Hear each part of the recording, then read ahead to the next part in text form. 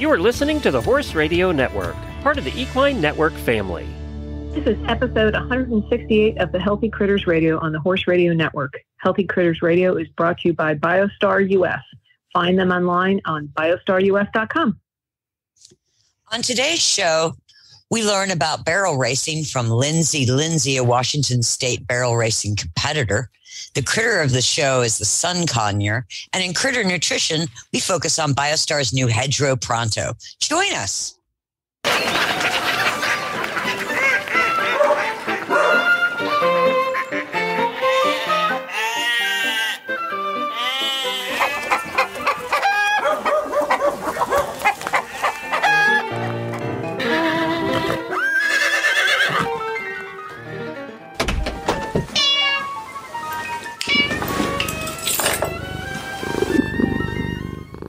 I'm Tigger.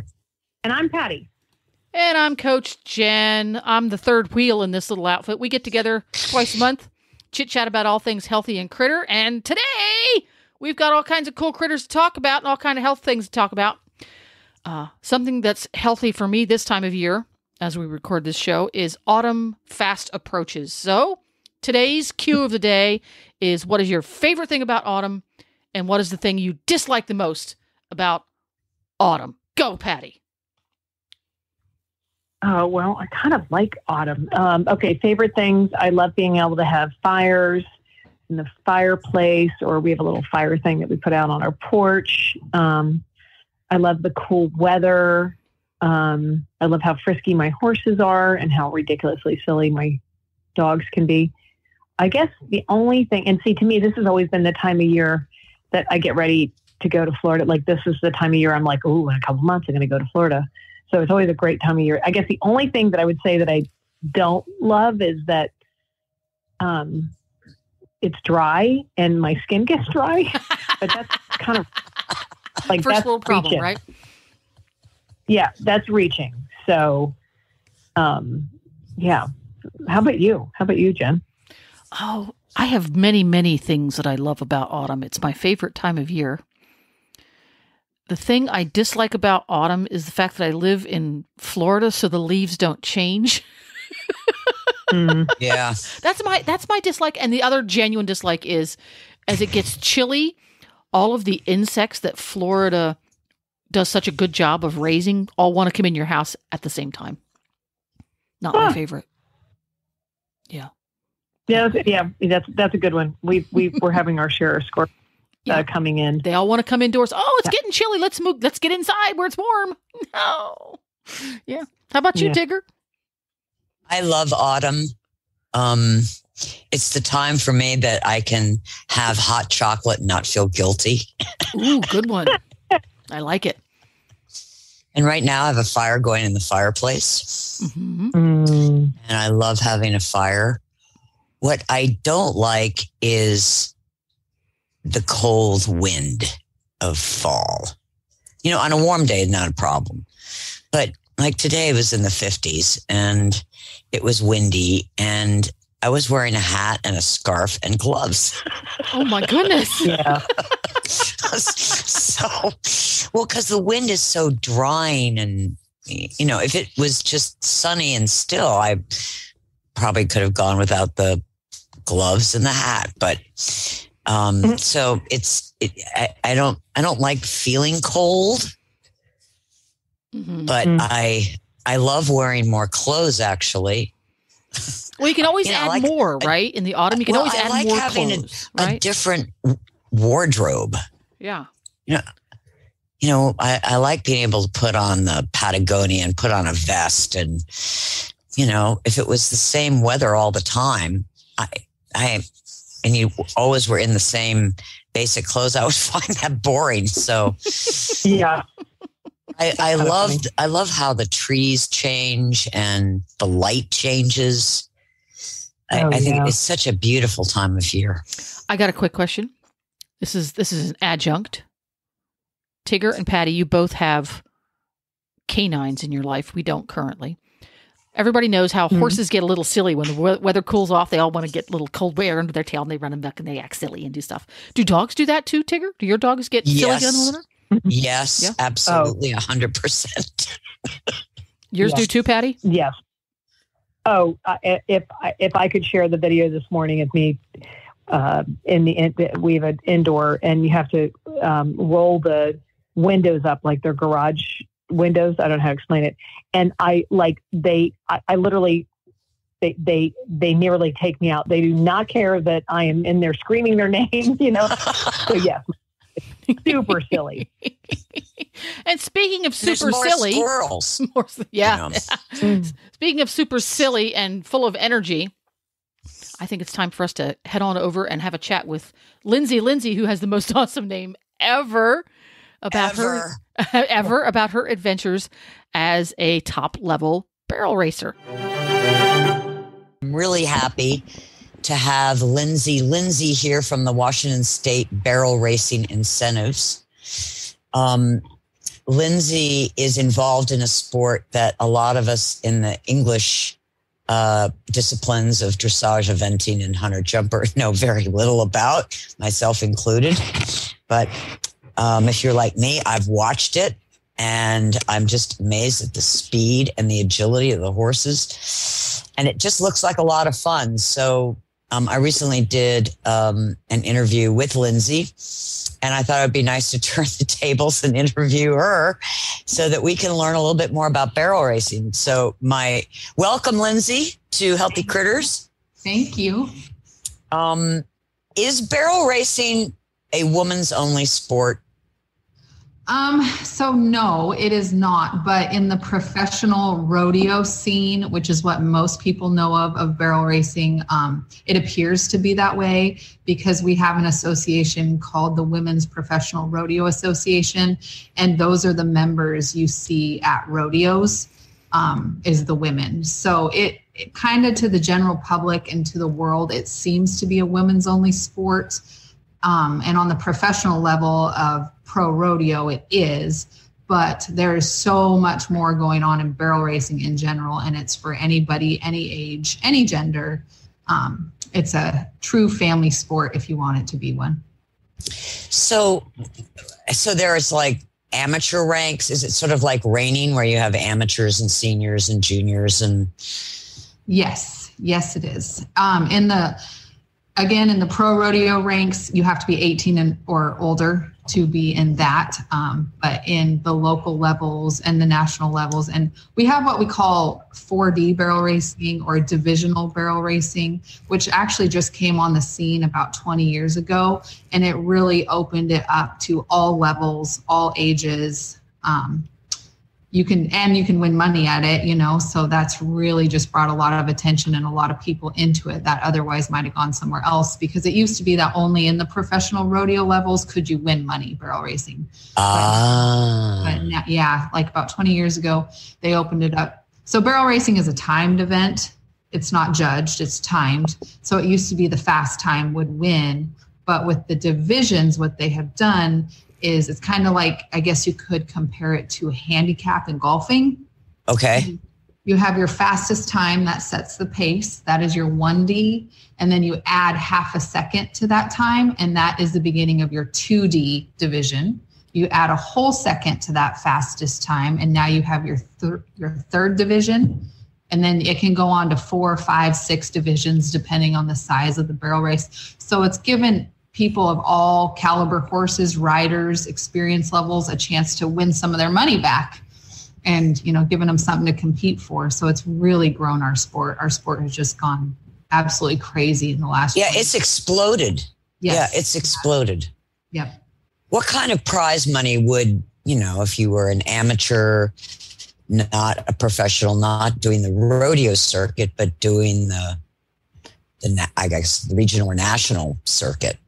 We have all different sizes of barrel races, which really is really cool. Like you can go to a local one that's 30 minutes down the road from your house and pay a $30 entry fee, and you might win $150, maybe $200. Wow. Yeah, if there's a good turnout. If you go to some bigger stuff, you're paying close to $100 in an entry fee, but you could win a $1,200 check. Wow. And then you can go quite a bit bigger if you want to. And You usually have to travel in our area. It's usually a day's travel, but there's some people and organizations that are really trying to get there to be a big pot of money to be won. And there you're looking at a couple $1,000s in checks, but your entry fees are higher too. So we have to pay the money to have more money to win.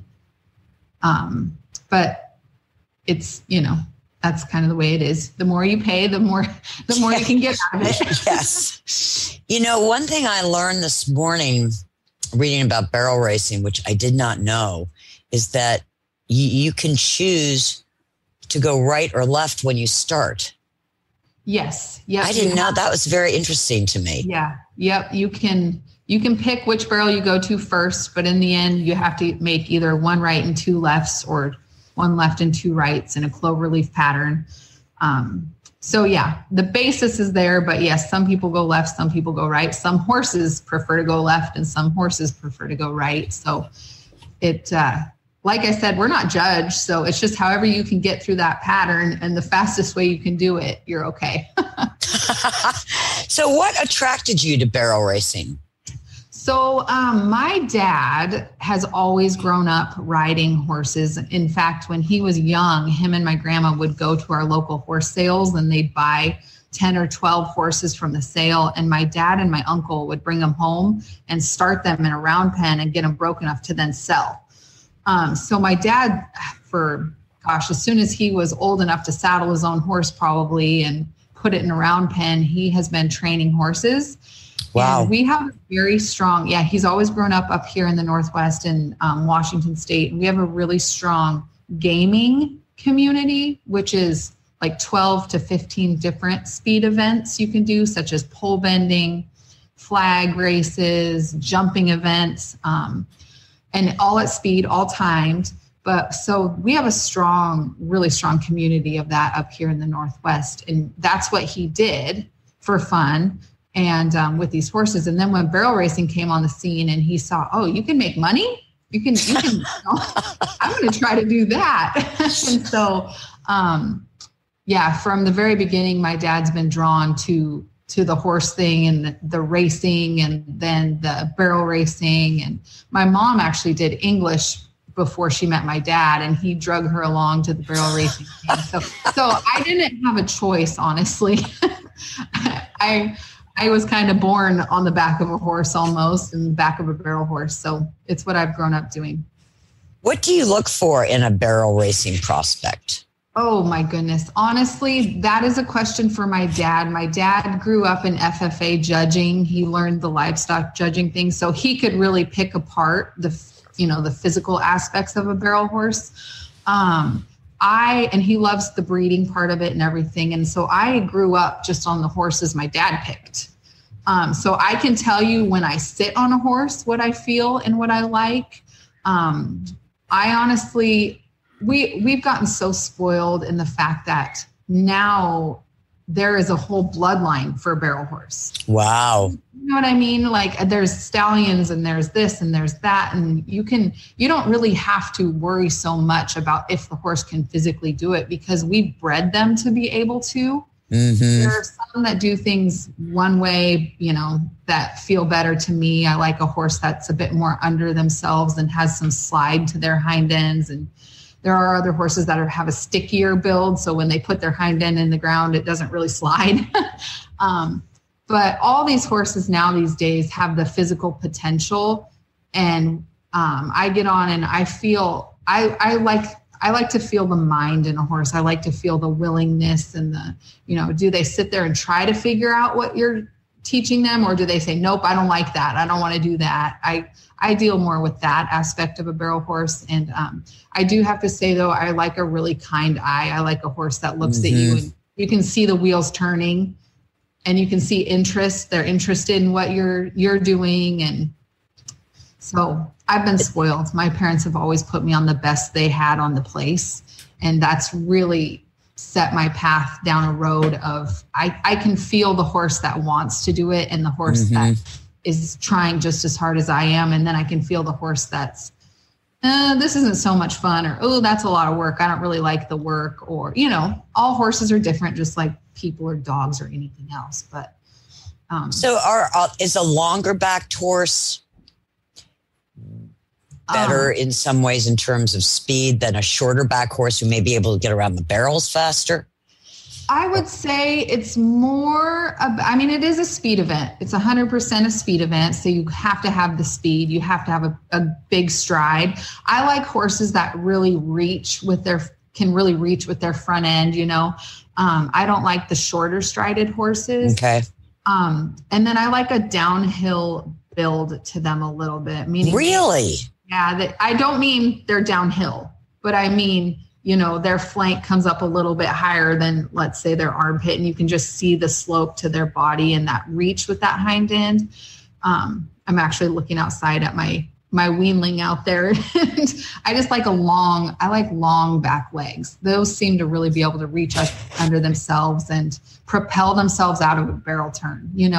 That's one thing barrel horses have to do. They have to have acceleration, because they're running as fast as they can 4 times and then slowing down to turn as tight as they can. And then they have to explode out of that turn to the next barrel. And I personally believe that is where a barrel race is won, is that horse that can leave that barrel the fastest is going to most often be the winner. So I like long back legs that can really reach forward and grab and push them out of those turns. Where do you like the neck? I don't do well with a high-headed horse. Interesting. So, I would prefer one with a lower. I'm not afraid of a horse with too low of a headset, but I am but I do tend to shy away from a horse with a really high headset. It just doesn't work as well for my hands, I think, maybe. I don't know, or that's what I grew up on, maybe, and that's what I'm comfortable with. So with your family breeding barrel racers and training them, where do the washouts go? I mean, what would be their, job? Would they end up being reiners or cutters? Or is that so specialized now that? It is very specialized. I will say you don't very often see a washout barrel horse go to cutting or reining. They can be good rope horses. They seem to train well over to that, because again, that's a speed event. They got to they got to chase that cow down and stuff, and if they can turn a little bit or stop a little bit, they're usually okay with a rope horse. But no, they don't transition over to cutting or reining very well. Sometimes you'll see an ex-cutting or reining horse transition over to barrels. Wow. Yeah, but it doesn't usually go the other way. But with that 3D, 4D format we have now, if they don't want to be a world beater barrel horse, they can still be a barrel horse, but they're going to be a 3D or a 4D barrel horse. Gotcha. There are a lot of people that love their 3D and 4D barrel horse. I'm kind of the minority of barrel racing. Like, I always want to go out there and win the 1D. That is always my goal. But not everybody likes that pressure. Yeah. Everything that goes along with trying to have a 1D horse. They like their 3D, 4D. They get to go have fun. They get a little bit of an adrenaline rush. If they get lucky and land where they need to, it's all the better. But so the 3D, 4D thing has really been good to the barrel horse itself, because a horse does not have to be a 1D horse anymore. What's the longevity of the actual competitive longevity? Do you start them at 2 or 3 or 4? So we have what's called futurities. Just like the reiners. Yep. Like the reiners and all that. We have futurities, and our futurities are 4-year-old or 5-year-old futurities. So a futurity year for our barrel horses starts November 15th. So really? Yes. So I have 3 4-year-olds that are going to go make their first competitive barrel runs a month from now in Oklahoma on November 15th. And that's the start of their career for me. Futurities are a race that is only for horses that fit in that age bracket that have not competed before their futurity year in barrels. Wow. So none of my 3-4-year-olds have gotten to run for points or a time or any money or anything in barrels. We only get to go do practice runs everywhere. And that has kept them eligible to compete in futurities, their futurity year. And the futurity world is another aspect of barrel racing that has just exploded. It is huge. There is tons of money to be won. So it is really enticing, let's say, if you enjoy, training horses, and I do. And so it's really enticing. And every horse that comes, whether I breed them or buy them, I always have futuritying in mind with them, because that's where a horse can really make a lot of money if you don't want a professional rodeo, which I don't really want to do right now. So, what was your question? the longevity part. So okay. the futurities start at 4, so that's 4 or good. 5. Yep, I 4 or hold mine 5. till 5. Yes, so their 5-year-old year is coming up. So their futurity year is starting this November. I start them at 2. I might, put a saddle on them at 1.5 years and round pen them a little bit. But I don't really truly start my horses till they're 2. And I just kind of fiddle around their 2-year-old year, teach them the basics, get them loping a little bit, ride them for a month, give them a month off, get back on them. And then when they're 3 is when I start more of my every day. You got to do it like this. This is how you turn. This is how you do, I feel at 3, they're stronger, and it's mainly a physical thing for me. I think some mentally just learn so darn fast, and then others are a little more immature. But then at 4 is kind of when I put more of the pressure on them, physically and mentally, because there is so much money to be won and it's so expensive. Futurities are very expensive. There's a lot of travel. There's a lot of entry fees. So it's very expensive. So I want to give myself the best chance I can. Right. So my horses all have at least 6 months of pretty, at least giving me 75% in that arena, effort and speed and everything. And then after that, luck plays into it, that you don't have to stumble or hit a hole just right. Their physical build plays into it. Of course, some horses just seem to be able to go forever, while others are just playing little things their whole careers. And then I do the very best I can to keep my horses physically fit. I take that very seriously. You will never see me with a fat horse at a barrel race. Like, you will never see me with an out of shape horse at a barrel race. My horses, I do the very best I can on that side of things, because it is besides having them trained to know where to put their feet and having their confidence and everything to try to avoid, dumb mistakes. Their physical fitness level is my best weapon against injury. So I take that very seriously. But we have horses that can compete into their 20s. Oh, that's great. Yeah. And then, you have others that are just plagued with injuries starting at 6 or 7, and that just have a bad freak stumble in a barrel run that tears, some cartilage in their knee, and they're never quite the same again. It's one of those things. It is a speed event, and they're giving you their all out there. So stuff happens. What are some of the common health issues in barrel horses? So barrel racing, the thing about barrel racing that I think is one of the most difficult aspects of it is you can go to a local barrel race on a Tuesday night. You can go again on Friday night. You can go to a bigger one Saturday, Sunday. It's a year-round sport.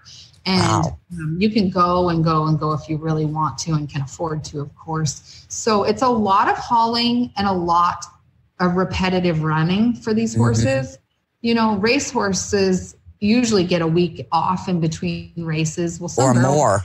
Yeah, or more. And barrel horses don't often get that. There are some people that just go once a month. But like at my level and what I'm trying to get accomplished with these horses, my horses are competing, probably making 5 or 6 runs a month in the busy seasons.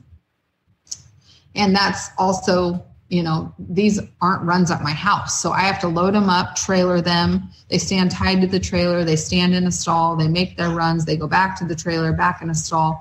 It's a lot of that. So I think there's some stress, quite a bit of stress on these horses, which can lead to ulcers, So I think our industry, we do have a lot more ulcers than we might realize. And then bleeding is a really common thing in barrel horses. Oh, the respiratory. Yes. And I know nobody knows what truly causes bleeding, but in my personal experiences with bleeders, and I've had very few, I'm very fortunate, knock on wood, but I truly believe it's stress related as well. Mm-hmm. I do. How about the physical, like you mentioned knees? Yes. We don't see as much knee issues like in dressage horses. It's more hocks. Is it more hocks? Suspensories. Knees, not so much. Yeah. So every horse is a little bit different. Hocks and stifles are very, very common in barrel horses. And I think that's the running and turning and kind of, there's some slide happening in those turns, but there's a lot of reaching forward with that hind end. There's jamming that hind end in the ground to slow down. Slips are pretty common. We try to have the best ground we can, but they're slipping and sliding sometimes, hitting a hard spot, hitting a soft spot. So hocks and stifles, I think, are the most prevalent joints that get abused in barrel racing. Okay. Knees do pop up occasionally. Coffin joints are getting kind of an all the time thing, which I've personally never dealt with that a lot. But then I also, in the last 10 years, have gone mainly barefoot with my horses. Wow. I don't know if that has something to do with it, but a lot of people battle coffin joints in barrel racing. So you have less connective tissue issues like suspensories, tendons. I personally do. I know other people are kind of plagued with that. What I have dealt with, I've never had a bowed tendon, knock on wood, thank you, Jesus. Yes. So I've never dealt with anything like that. My horses, I've had a torn medial collateral ligament in the foot. That was a bummer. Okay. And I've had deep digital strains, stuff like that. And the deep digital stuff was on my old rodeo horse. And interestingly enough, it wasn't on the rodeo ground, which has such a bad reputation. It was on 4D ground, which is usually has, considered the good ground. But his build, he pulled very hard with his front end. He was a front end horse. And that was kind of his downfall, because when he'd get through that soft stuff down to the hard underneath and pull, the ground would give out on him. Whoa. It was that motion. When I felt that happen in a run, I knew I was going to have a sore horse afterward, because something about that, I don't know what it did, but he was plagued with deep digital flexor strains. He never truly tore them, but he was always straining them, trying to pull himself out of the barrel turns. Wow. Yes. Do your horses mostly live out, or? My horses personally do. I don't like to lock mine up. But it's just what worked out for my place. I was able to build covers in every pasture. When I was younger, our horses were stalled. My parents have stalls. But we always try to leave our horses out majority of the time. And it's a double-edged sword, because when we go to these weekend-long races, our horses are in stalls. Yeah. So my parents' horses honestly tolerate stalls better when I'm traveling than mine do. So it's kind of it's a double-edged sword. But I like to have mine out. Yes. I love that they're barefoot.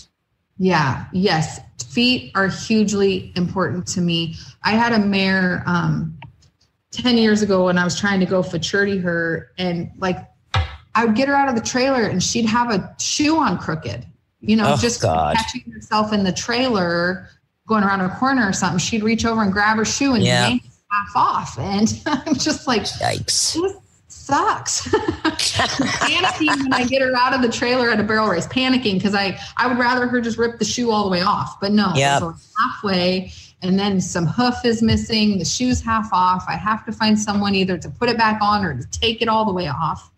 And I was like, okay, I'm going to give this barefoot thing a try. And, there are so many great companies and great hoof boots and stuff now. It is doable if your horse has a decent foot to begin with. I have had a couple that I just couldn't do it. They would have had to wear hoof boots 24/7 because their feet would just kind of break off out in the pasture, and then they'd be a little bit tender, and then, can't have any pain if you want your horse to go do the best they can. So it's not for every horse, I will say that, but I always try. I always give it my best effort before I put shoes on. Do you do anything to toughen up the feet, like the old turpentine? I have some, paint on stuff and some stuff to put on the bottom of the foot. I can't say I've found something that truly, works like you hope it would. Right. I've tried feed through supplements. But I've found genetically there are just some horses that can do it. And those are the horses that I tend to be, I have a mare out here. She's my brood mare and she has fantastic feet. And I'm like, heck yes. Let's start. Pass that on. Yes, pass that on. So, and the more you research it, the better it is for them. So I definitely try to keep doing it. Plus, really good farriers are very expensive and very hard to come by. Yep. So I am religious about, I have found a great guy. He does a great job. He's a great farrier, but I just use him to trim my horses, and he's great. And I know how to rasp and do a little bit of trimming if I need to. But so far, so good. Again, knock on wood. So you actually race with the boots on? No, I do not race with boots on. Okay. There are some boots that claim you can. I do not. But warming up, crossing, a gravel driveway to get to the arena, all that stuff. Gotcha. Yep. Well, Lindsay, I have really appreciated getting a better understanding and appreciation of barrel racing, and I hope you'll come back and maybe talk about the futurity after it's over, and tell us your experiences and your stories of the futurity, and good luck at the futurity. Oh, thank you so much. We're heading down south, and the horses are going to be down there for 2.5 months, and I'm flying back and forth. What? Yes. My parents are heading down there with the horses, and there's 3 or 4 big futurities right in a row down there. And with the price of diesel and stuff right now, it doesn't make sense to haul the horses back and forth. Wow. So they're going to stay down there. This is new for us. This is a big deal. So that's why I'm gung-ho about their nutrition right now. I have to make them feel as best as they can and keep their immune systems up as best I can. There's you can only do what you can do, but I'm surely trying to check all my boxes. Yes, you are. Well, thanks, Lindsay. And we'll catch up to you after so the horses come back in January or the end of December? No, they're going to be coming back mid-January. Wow. Yeah. Well, we'll have to catch up with you then and find out how they did. I would love that. Hopefully I have good things to report. Yes. And lots of good stories. Oh, always good stories. Sometimes I think we need to name our farm the Chaos Ranch. There's always something going on.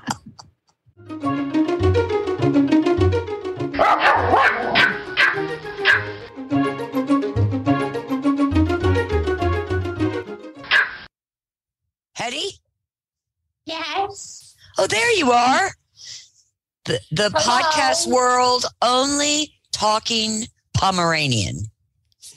Hedwig. The whole world's only talking Pomeranian. Okay, I stand corrected. Except my mouthy sisters.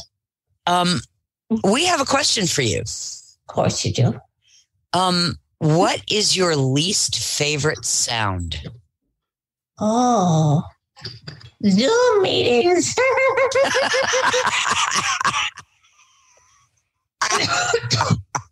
Today I barked for 45 minutes during a graduate seminar. Oh, no.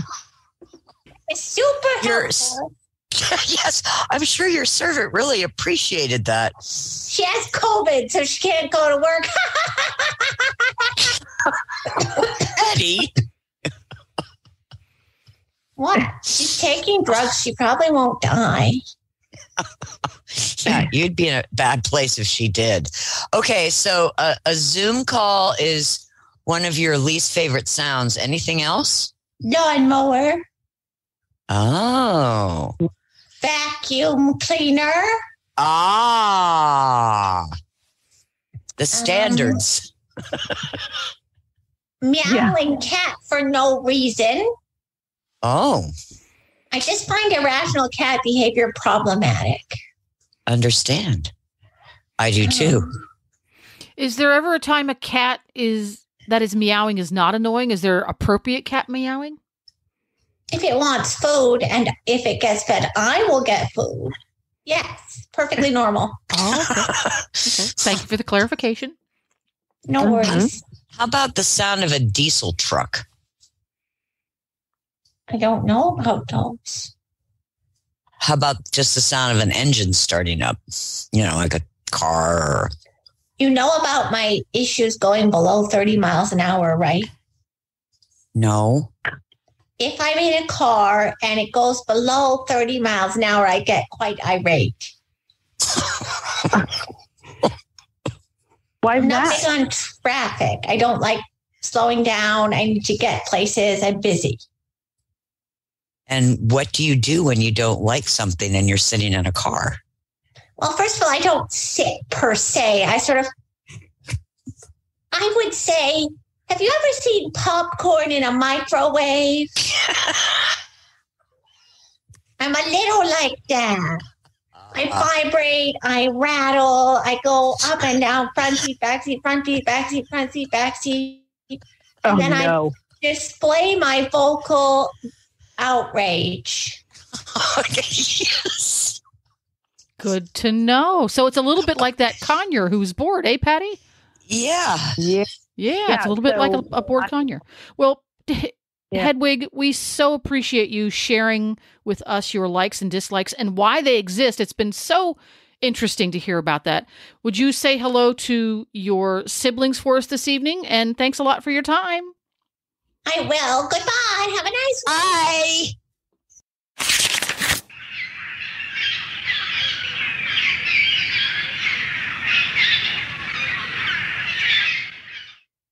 So we are at the Critter of the Show portion of our program, and I have chosen, under some nice direction of my friend Tiggy, to do. And I actually chose to do the sun conure, which, or it's also sun conure or sun parakeet, which is also still, it's a small parrot. It is a bird that I've had, shocking to anybody that knows me. I don't know if you remember that portion of my life figure. Anyway, this is a medium-sized parrot who is vibrant in color. The adult and female are very similar in appearance, with a black beak and and the most beautiful golden yellow plumage and orange flushed underparts, which I thought that was funny. I thought it said underpants, but it's underparts. But I want to call it but they have blue tipped wings and tails. They are just truly a beautiful, beautiful bird. They're very smart and playful, and they're very social. In the wild, they are typically in flocks up to about 30 birds. So they really like being around other birds and that type of stimulation. They make awesome pets. They're easily taught tricks, but they love the mental stimulation. The cool thing about these guys is that they are monogamous partners for breeding life. So that's kind of neat. But they can live up to 30 years, which is quite a big commitment. So when you consider doing something like this, you've really got to think. A lot of people, this is so interesting, and I'm sure you both know this. When people buy parrots, they have to put them in their will to other people because a lot of times they outlive their parents.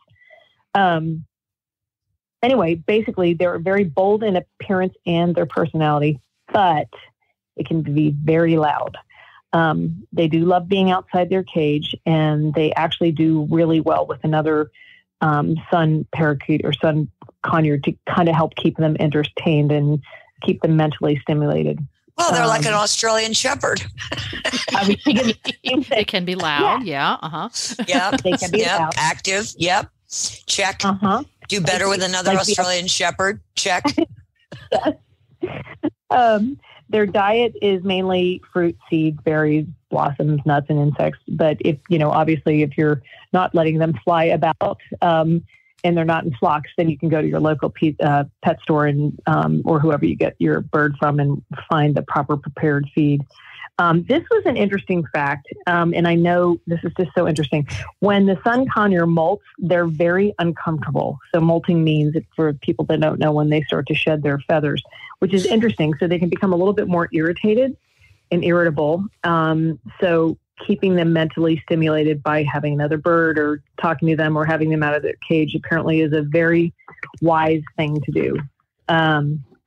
So I mentioned they're loud. They are one of the loudest of the conures. Conures is a small version of a parrot. And they do a lot of screaming.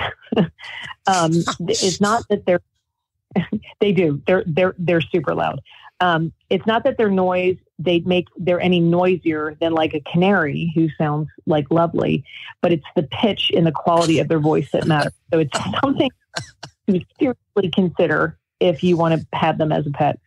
But going back to when they're properly stimulated, you can teach them lots of wonderful tricks, which will keep their screaming down to a minimum. However, it is something that they will do. They'll do it if you walk by and they want your attention. They're going to scream at you, and it's a loud pitch. But the cool thing is, they really can be taught to do fun tricks, and actually, they will learn some words, which is pretty neat. You just you can obviously YouTube that or Google how to teach them to do it, but it is kind of a fun thing. But last and not least, if you're interested in getting a sun conure, and they are truly a beautiful, beautiful parrot, they're obviously, you can go to your local pet store. But I realized that there are a bunch of different rescue organizations, because a lot of people get these guys and then realize that they're louder than they realize they're going to be. And they can't make the time commitment. So I would encourage anybody to look for a local rescue organization, because I think you can probably find something there and have tons of information about them. They're a great pet. They're kept nicely in a cage, it's a regular bird cage, which you can look up online to see what to get. But if you have two of them together, they really are quite comical and funny. So kind of a neat thing to consider. So I just want to know how loud your conure was. Very. And the issue for me, unfortunately, I had somebody that worked for me, and her name was Cosmo, and I loved her very much. And she would be I could let her out of her bird cage, and my dogs were all used to her, so that was not an issue, because that's obviously something you have to consider. And she would come and go under my shirt and lay under my shirt. She was really sweet. But I had young kids at the time, and at night when I'd put my kids to bed and I'd put the parrot to bed, which is great. But when the time changes and the sun starts to come up, she was out on my actually back sun porch, and she knew it. And so she would start screaming pretty early on. And it was really tough with my kids were very, very young at that point. So fortunately, I was able to place her in a home where I knew where she was going to be forever. But when I say loud, I mean, Tigger, you remember where my house was to the barn? Yeah. Yeah. Yeah. I could hear her. I could hear her in the indoor. Oh my God. Just saying. So that was quite a distance. So, But again, I think the big thing is the time that you can spend with them. And I think the older they are and the more they're trained, like literally the screaming thing can go down. But it is kind of funny Tigger, have you ever noticed the Quaker parrots in Florida? Yeah. They fly over. So they have a particular sound, and you can totally hear. But imagine that like kind of in a scream. No, just no. Okay. Jen, do you want a Christmas present? I'm a terrible bird parent. I love parrots and parakeets and budgies and conures. Yeah. And all that. I love them, but I'm not good at taking good care of them. So I will admire them in other people's homes.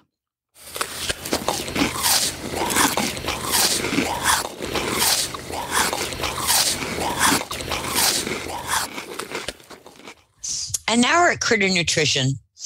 And the focus today is on Biostar's new product, Hedgerow Pronto, which is quick gut relief on the go.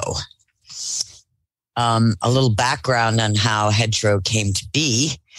In May of 2022, I attended a Concours de Dressage International, CDI, an open dressage show in Virginia. Back in the barns, 2 riders talked to me about how stressed their horses were and how they weren't eating well.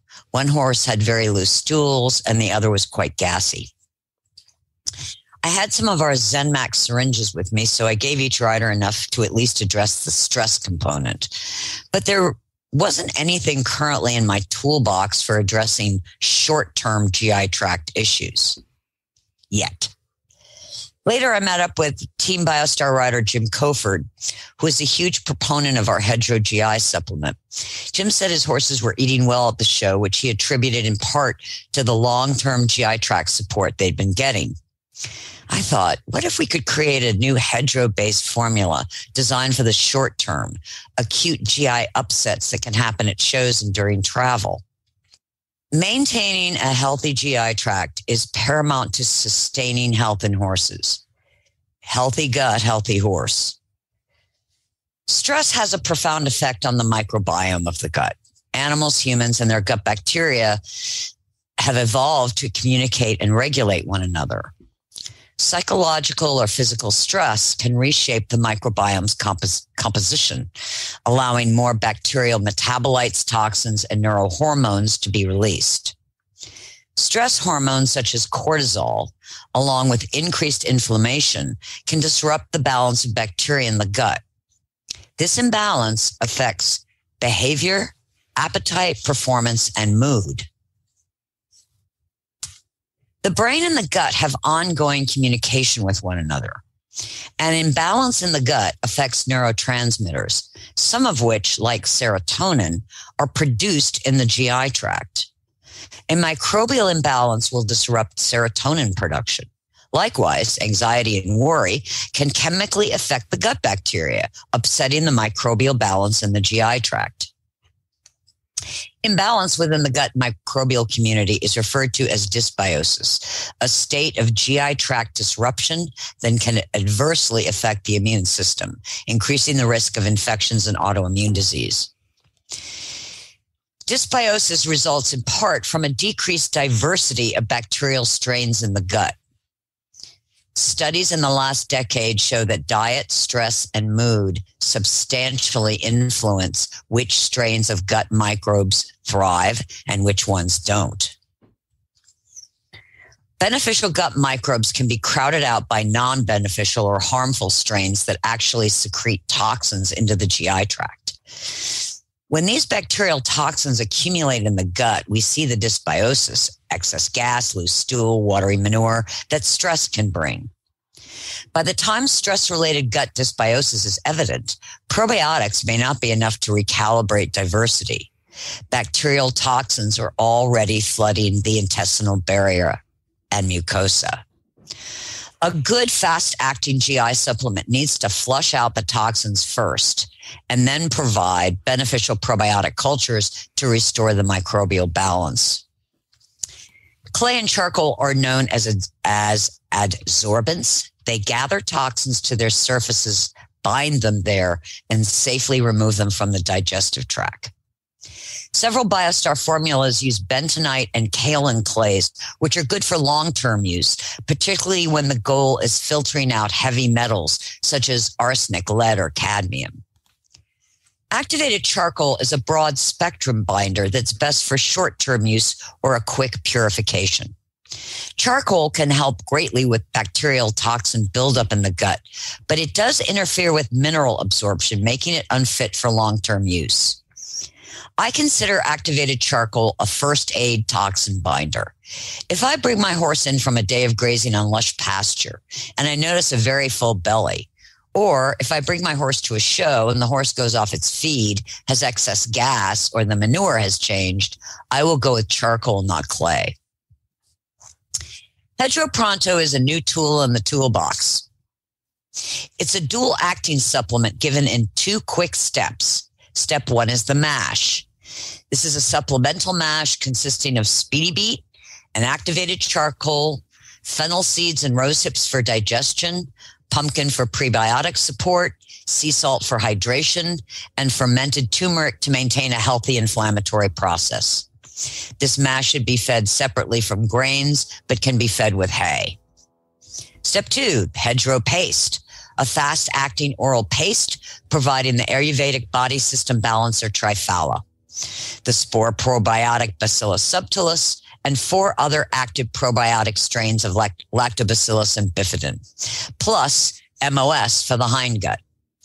Hedgerow Paste includes fennel and peppermint for digestion, reed, sedge, peat to support the tight junctions in the gut, pectin for gastric protection, and sea salt for hydration. Give Hedgerow Paste at least 1 hour after Hedgerow Mash for best results. Hedgerow Pronto is packaged conveniently for keeping in your tack trunk or feed room for those times you need a fast-acting GI support supplement. Ta-da! Ta-da! So this begs the question, since I have a horse who is very stressed by travel. He's stressed by a lot of things, but travel is one of them. And he gets all those classic symptoms. And typically when he's genuinely stressed and I went, oh, we need to do something about this because he's really got diarrhea and he's kind of buggy-eyed and things like that. One of his favorites is to go off his feed. So as far as this type of product is concerned, is it a problem to just give them the mash when things are not stressful so they can get used to the flavor of it, et cetera, so it's not something new and different in their life? Or is it not a good idea to give it to them unless they're actually having digestive issues? Well, first of all, it's fed separately from feed. Right. It's 12 ounces. It's not a lot. Right. If he is that picky, maybe you want to give him 1 or 2 doses over 1 or 2 days. Or even split it up into a couple, give him a handful of it just so he becomes familiar with the food product. Like, oh, that's something I eat at home. It's no big deal. Yes. Because he's a super suspicious eater. Anything, oh my gosh, there's a kernel in there I've not met before. Yeah, he's that guy. Yeah, you can easily do that. Oh, cool. Because I'm going to order myself a case. Yeah, I'm going to do that. Yes. I love this because it addresses both parts, right? Yes, exactly. Mm-hmm. Exactly. Yeah, this is just great. make sure any meds, particularly, you don't have that. You don't have mares, but when you have to give things like Regimate, acetaminophen, well, we don't give that much to horses. Anything and everything. It gets all by itself. The charcoal could make it less active. Yeah. Right. It doesn't seem to be that way with butanbanamine, but nevertheless, try to keep meds, give them 2 hours before you mash or 2 hours afterwards. Just don't give them at the same time in the mash. Perfect. So practice a little bit. What I would do is just take 1 package of the mash and divide it into tiny little handful sizes. And just every once in a while, make a batch of it and give it that little handful, just so he's saying when he is stressed and I pour that into his bucket, he doesn't give me the side eye. Yes, exactly. Yeah. Right? Yeah. There you go.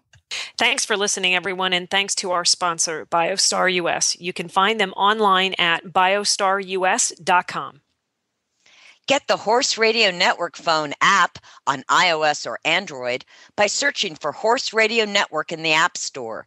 It's free and easy to use.